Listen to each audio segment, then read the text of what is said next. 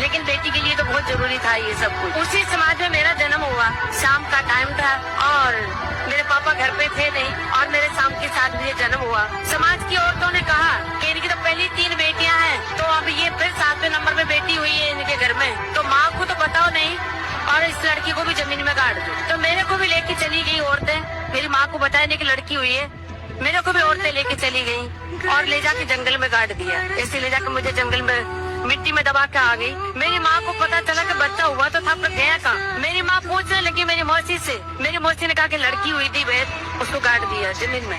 मेरी माँ रोने लगी। मैंने 9 महीने मेरे पेट में बच्चा रखा है और वो बेटी को मैं देख भी नहीं सकी और ये औरतें ले जाके मेरी बेटी को गाड़ा है। तू मेरी मदद कर दे बहन, मेरे को बता कहाँ गाड़ा है उसको। मेरी माँ इस विश्वास के साथ कि नहीं मेरी बेटी जिंदा मिलेगी, नहीं मिलेगी तो मैं उसको छू के देख तो लूँ कि मैंने जिसको 9 महीने पेट में रखा है।